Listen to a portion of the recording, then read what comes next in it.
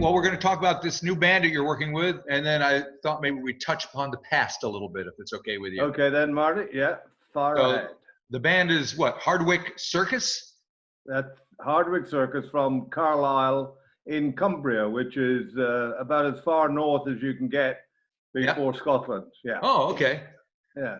Very good. And where did you come across these guys, or how did you come across them? My son, actually, my young son Milo, a rising photographer, has discovered them totally by chance. He was on his way to get some really decent fish and chips in Camden Town. As you do. And heard some music coming from a pub that he knew not to have music, so to speak. So he drifted in there and saw this very young band playing in the middle of the floor with no, the pub didn't normally have music. And he was slightly fascinated and found out that they had arrived that day and convinced the landlord to let them play. So he thought they were pretty, you know, pretty at it, and dragged me the following night to another venue they were playing. And I thought they had something, and that is, you know, 3 years ago. So we've been working ever since. My son wanted to manage them and wanted me to be the kind of figurehead in the background doing nothing. He then his photography career took off, so I you ended up with the band. exactly story of my life, in actual fact. Yeah. I'm sure it was. And what was it about this band that made you think there was something there? Young, very enthusiastic, a couple of good songs, good-looking young singer, very good young drummer who was about 19 at the time.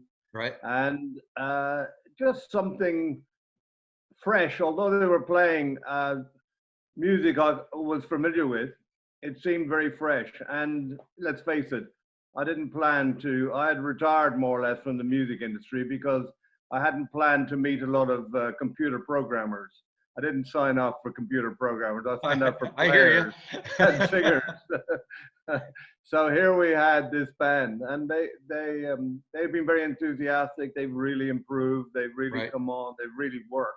And so it's been a pleasure. Yeah, it doesn't look like they have many computer programmers among them. It's all guitars and drums and basses and stuff. So good, solid rock and roll. Yes, it does seem a little old school nowadays, but musicians are an interesting bunch, and the theory is that they play their instruments. Yes. Yeah. And are they familiar with your past and your legacy and people you've worked with? Oh yeah, I think they read up on me. Google is a great refresher. Yeah. And they thought that a lot of the bands I was involved in, they liked. So it fitted. Yeah, good. And where are they? I know they've had at least one album out. Do they? How many? Where are they? No, they haven't. The first album they will record this month. Oh, okay. Or in July. Produced by a gentleman called Alan Winstanley. All right. And Alan is the other half of Clanger Winstanley, Clive Langer, who did Madness, these Midnight Runners, Morrissey, huge line of hits. And I've dragged him out of retirement in Portugal. So he's coming coming to the UK to do this album because he's really taken with the material and really likes the band. So cool. Is he going to be able to travel from Portugal to the UK, you think? That is the only slight kind of maybe. We're told that our Boris will open the doors on the 4th of July. But who knows? Yeah. And what kind of audience, what kind of crowd goes to see these guys? Is it young people or is it? Yeah, they have a young crowd, but at the same time they've played support with Southside Johnny, with a somewhat older Alabama 3, and some of that audience is continuing to come to see them. So they have a mixture of people who really like the older rock and roll with young people who are discovering the new rock and roll. Gotcha. And is there much other new rock and roll happening around? Not a huge amount, I have to admit. They're standing out now uniquely because there's not a lot of it around. You know, mostly nowadays, I'm told by promoters who say, have you got your CD? Right. Because most bands arrive with some backing tracks and other paraphernalia, and then do a kind of a show in front. I don't quite understand it, to be absolutely honest, but I'm right with you on that one. It seems to be fascinating. It seems to, be something that, I thought this isn't actually why I came out tonight. Right, right. I've got to have a couple of pints, and I'm going to see a really good band, and it's going to be exciting. But however, I'm not knocking it. I'm kind of avoiding it. Right, right. Well, hopefully the band will get in the studio in July, and things will happen for them. Is there like so you're managing the band? Have you got a plan laid out after the album is recorded? Yeah, we have. We were heading for South by Southwest. We had a very big number of American labels that were interested in seeing the band. Whether that would go further, who knows? But they were interested in seeing them, and then very short notice the cancellation. Yeah, and of course we had a lot of local artists here in New Zealand that were planning on making the big trip over to South by Southwest, and it all went down the toilet. So it's kind of a bummer for everyone concerned, I think. It was a big blow. Aside from that, getting the finance together to drag a band across to Austin. Yeah. I think we've recovered, not a quarter of what was actually spent out, because all upfront payment of airlines and whatever. Right. That's a shame. Now, you mentioned your son is a photographer. And from what I read, and I didn't know it, that you started out kind of as a photographer as well, shooting the Beatles in the Cavern Club. Is that possible? True. Yes, it is true. How it occurred, I got a job in London, left Dublin where I lived, headed for the big city, as we all do. And I got a job with a magazine called Rave Magazine. Right. And they were like slightly pop. There was quite a few. New Musical Express, Melody Maker were all coming up at that time. But they were a kind of a slightly glossy mag, color, had some color in it. And they sent me off to do Bands of Liverpool. So I went to the Cavern, and they had a lunchtime session there. So I had 2 days in Liverpool. And it so happened at the lunchtime session that the Beatles played. But they were a small band then. They were a local. It was like one of their first gigs. Right. And I remember them, but I don't particularly notice them. I remember thinking Paul McCartney looked pretty good. And he still does. And he still does. Well, also he was very friendly. He was also a natural PR man, And he thought Rave Magazine. So hello, Dave, and how are you? And so he was great. John Lennon was pretty surly, and I filmed. I think I did pictures for about 8 bands in Liverpool, and they were one of them. So when I say I filmed the Beatles at the Cavern, it was by the way rather than the main feature. Hey, do you still have the photos? Unfortunately not. My mother did a bit of a tidy up after I left. But Paul McCartney is a close friend now. Great. I had a band do support on a Wings tour through a series of coincidences, which is what makes the rock and roll world go round, as a manager anyway. Yep. And I'm quite close with him and have been for a long time. Nice guy. Very together, love them. Yep. And I don't think I've ever spoken to anyone who's seen the Beatles at the Cavern Club, so I'm just stunned. And my understanding is that you kind of floated around the scene and worked with Van Morrison a little bit around that time as well, or a little bit later. I opened the first Beat Club in Dublin. Following on from the clubs I was seeing in London. Ireland's several years behind the times at that time, maybe 20. And it's like New Zealand. It could easily be. I'm sure there's a lot of similar carry on. Anyway, people in the cities and Dublin went to tennis clubs for their Meet the Girls kind of situation. Right. And the bands were cover bands. They just did the charts and whatever. So there wasn't like groups playing in clubs a la rock and roll. So I started that at a club called Sound City. And so Van Morrison, who I'd photographed in London for Rave magazine, so I knew him from Belfast, I looked after a local band called The People, who were from Belfast. And Van arrived, he just got rid of his manager, a guy called Philip Solomons, and had dumped his band because he found his band were living off his earnings, he believed. I get the feeling you don't want to piss off Van.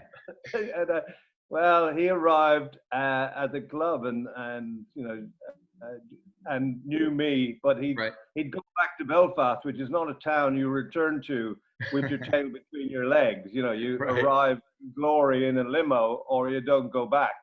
Anyway, he had gone back, and you know, he got really pissed off by people's comments.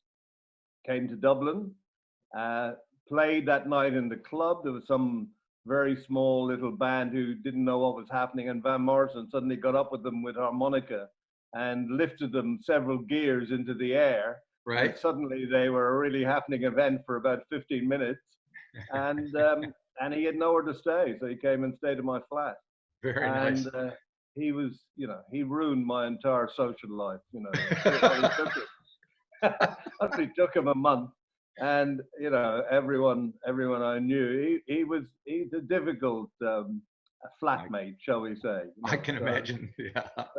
I'm curious. I had a friend of mine. You may know him, Kim Fowley, and he told me some stories about working with Van at that around that time as well. Are you familiar with that? Yes, I knew Kim well. I thought you might. Everyone met Kim in LA, and Van was, you know, is a genius. Van is an incredible person, but he is a Northern Irish chap from Belfast, and he is fairly taciturn, shall we say? He doesn't believe in small talk or getting on with people. If they like him, that's okay, but don't hang around too long, you know. Right. So Bert Burns was hassling him from America. He's the producer and writer of Here Comes the Night and a few other of his hits. And he was really hassling. So Van said, well, you should talk to me.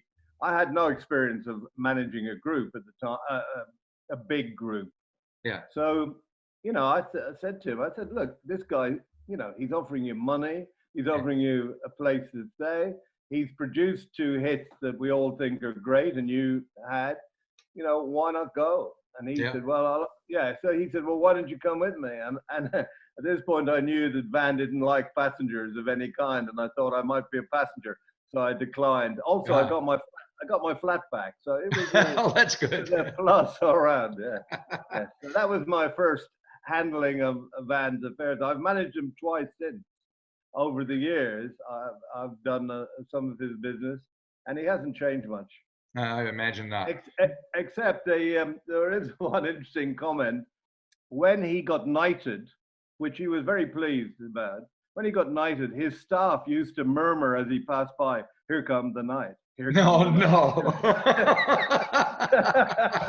That's fantastic. Oh, man. Now, I know you did a lot of other stuff between that time and the stuff with Stiff Records, but for me, that's how I know you from Stiff, because I was just the right age when all those records started coming out of England, and I was working in a record store in upstate New York, and we lived for when, you know, the next batch of imports would come in and the whole punk thing. So I have to ask you about, I went and found like my Niccolo single and Pink Fairies and, you know, The Damned. So I'm curious about the relationship between you and Jake Rivera, and what made you think that something was happening there that you could work with? Jake kind of. I mean, you know, it's always very difficult to tell the story accurately, but we all redesign history a little bit.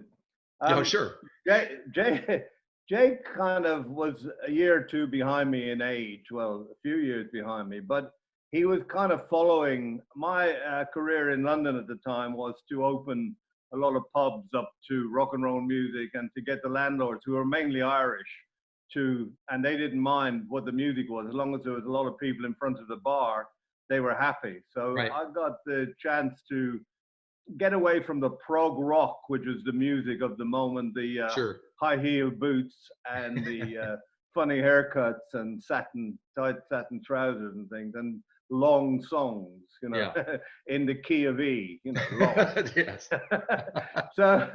So I thought it should be New Orleans and it should be Louisiana. It should be short and sharp and Tamla Motown.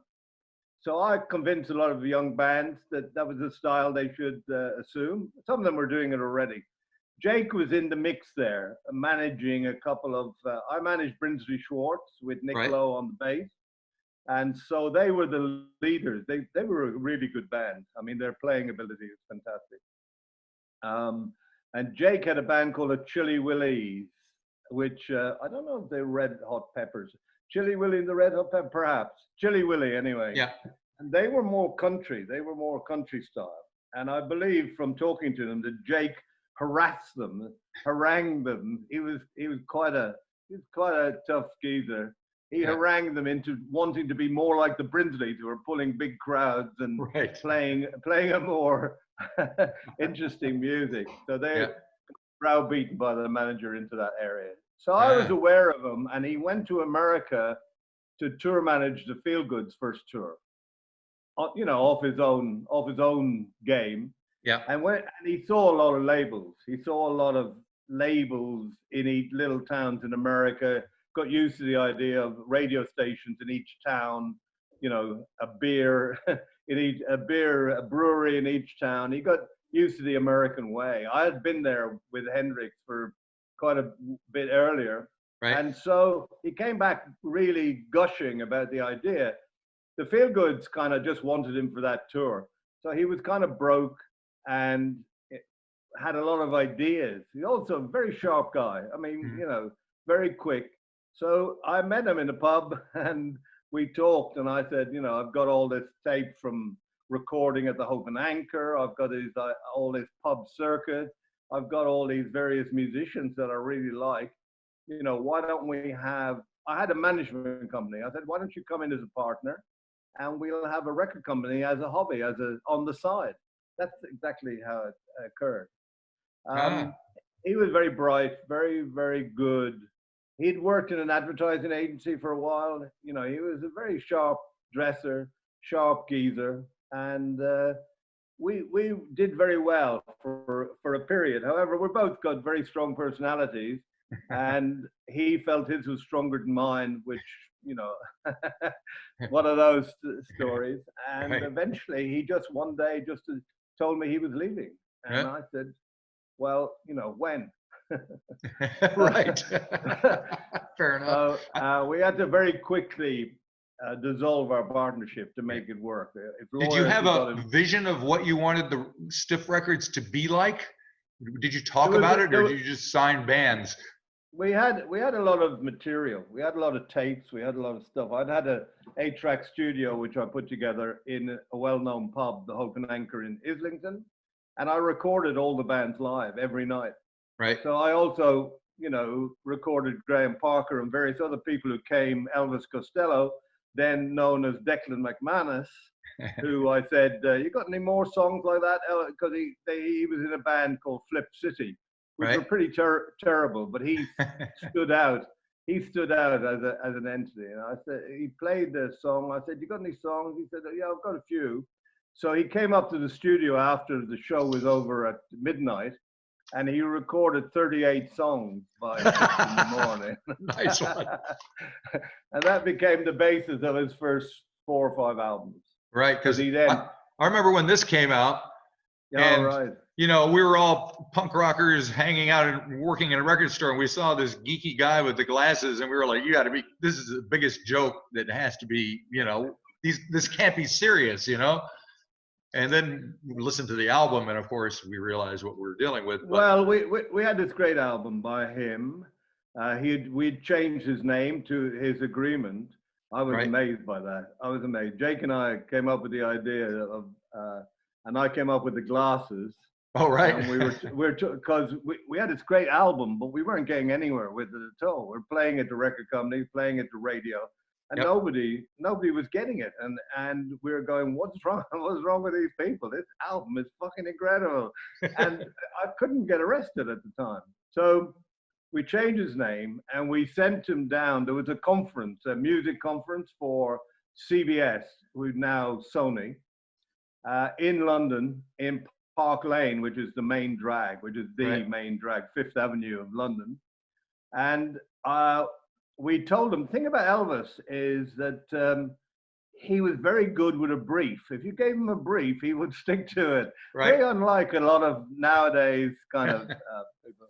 So we said, whatever happens, don't stop playing. Play outside the hotel. Right. And when they're going in and out, just keep playing with a little amplifier. And don't stop no matter what happens. The police come, whatever, keep playing. That's the key. Yeah. So he's playing away, and it turned out a lot of the executives were noticing him a bit. Few people stopped, Americans thinking, what's this busking? They weren't really kind of, we're in Park Lane. So I then called the West End police station with a slightly Irish accent and said, there's a geezer outside this hotel, with an amplifier playing stuff. I don't know what he's doing, but he's very suspicious. I've just walked past there and it looks a bit, iffy. I didn't make any untoward statements, but just Irished a bit. Right. And so they came to move him. They came with a wagon and to move him, and he wouldn't stop playing, despite what they said. So they arrested him, right? And I then got a call at the record company. We had, Jake and I had one other employee at the time, a girl on the switchboard, which involved one line. There was a switchboard. And so the police called me and said, we've got this guy. He says his name is Elvis Costello and that he works for your record label. And I said, I've never heard of him. What a strange name. So they kept him in, and I knew what would happen. He'd be taken up in front of the Beak in the morning, to disturbing the peace or something innocent. So a friend of mine was on the ITV News, and I alerted him that this musician was going to be in the court, 10 o'clock. And that he'd been arrested there was some doubt as to whether he might be some terrorist kind of individual. so my friend sent a news thing down. So we hit the news. He was let go and fined £20, but we hit the news lunchtime and 6 and 10 o'clock that night. And that started the rush to find out what his music was like. So that album was sitting around, was recorded for a couple of months with a band called Clover, an American band from Marin County. Huey Lewis was the harmonica player. I have their album back here somewhere. There you go. John McPhee on guitar. Right. And there was no harmonica on the album, on Elvis's album, unfortunately, but Huey was in the band. And that started an interest. There was also a DJ that you may be familiar with called John Peel. Oh yeah, I've heard of him. Yeah, John was the reason why an awful lot of music in England actually occurred. Punk, whatever. He was the first person to play stuff always before anyone else. He liked music. He liked interesting music. He liked anybody's music if they were driven by it. Yeah. And he was remarkable. He adopted Stiff, our hobby label. He adopted So It Goes by Nick Lowe. He played that to death. And people, Here's old Nick. There's Nick. Look at him. He looks great. He's got white hair now. I love the Bowie because there was the Lowe album, right? yeah. So that was the happening at the time. So there was, the national radio had one DJ late at night that played esoteric kind of. I suppose AOR music. It was like the San Franciscan labels, all came, radio stations, all came from that period here we had it in England, and he would play stuff if he liked it, if it was interesting. He didn't play U2, and he never played Queen, and he was quite. Got to draw the line somewhere. He also didn't play Bruce Springsteen, which Right. I think was a bit of a shame. But he didn't like the advertising, the future of rock and roll that the record. Yeah. That'll put somebody off, definitely. Yeah, well, that put him right off. So John I think I was the same way with Bruce, because I went to college up in upstate New York, and everybody was from Long Island, and they were heavy Bruce fans. And it was like, this was the first 2 albums were on. I was like, I can take it or leave it. And then Born to Run came out, and I happened to walk into the show of Bruce and the E Street Band just as it started. And I remember opening the door to the place and just being hit with his energy and going, okay, now I get it. It's just like, whoa. That was it. Well, the first 2 albums were very average, really, in hindsight. And, Born to One was the door opener. And that's what every band needs. That's what you need. You look around as a manager and you're looking for that track that may open the door. New Zealand, very quickly, I would say the members were very big in New Zealand. Actually, they were only big in New Zealand. Hey, well, because... And it came from a guy called, I think, Bob Jameson, whether his name was Bob. Anyway, he was the MD at EMI. And in those days, EMI would send their young up-and-comers around the world to run the colony record companies when EMI were a serious record label. Yeah. And they would run for 6 months, would do work in various. He was in New Zealand, and I only discovered this on a tennis court about a year ago.